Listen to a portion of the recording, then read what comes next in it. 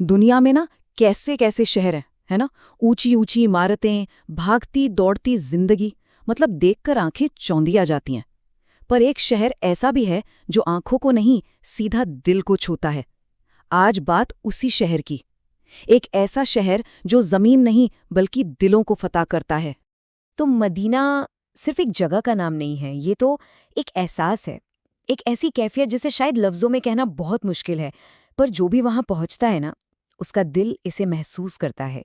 ये वो एहसास है जो रूह को सुकून से भर देता है। जरा सोच कर देखिए इस बात को।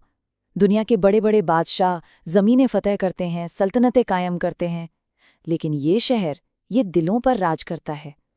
यहाँ कोई जोर जबरदस्ती नहीं है, बस एक कशिश है। एक ऐसा खिंचाव है जो हर चाहने वाले को अपनी तरफ खींच लेता है। और यहीं पे ना एक बहुत ही दिलचस्प ख्याल सामने आता है।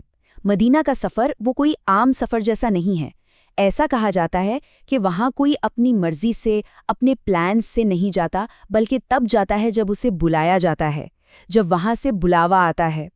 ये बात बहुत गहरी है। दुनिया के नक्शे पर आपको रास्ते तो मिल जाएंगे, लेकिन मदीना का असल रास्ता तो दिल से होकर गुजरता है। ये एक रूहानी दावत है, एक ऐसा इनविटेशन जिसके आने पर दुनिया की कोई ताकत आपको रोक नहीं सकती।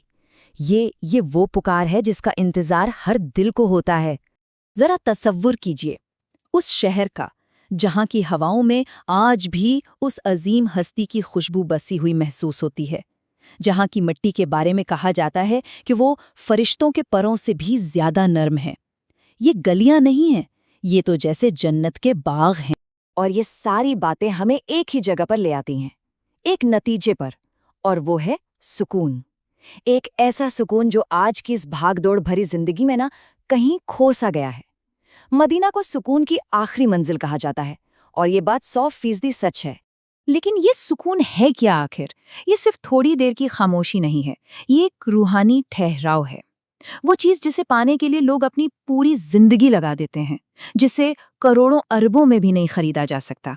कहते हैं वो सुकून वहां की बस एक सांस में मिल जाता है।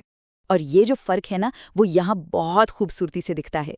देखिए, एक तरफ है दुनिया की दौलत जो हमें एक टेम्पररी खुशी तो दे सकती है, लेकिन उसके साथ एक बेचैनी भी लाती है। और दूसरी तरफ मदीना में ली गई बस एक सांस है जो बाहरी चमक नहीं बल्कि अंदर का नूर बढ़ाती है, और एक ऐसा ठहराव देती है जो हमेशा हमेशा के लिए कायम रहता है। तो जब कोई उस पाक जमीन पर कदम रखता होगा तो क्या होता होगा? उसके दिल की हालत क्या होती होगी? वो शुक्र और दुआ की एक ऐसी मंजिल पर पहुंच जाता है जहां दुनिया की कोई और चीज मायने ही नहीं रखती। ये एहसास बहुत गहरा है।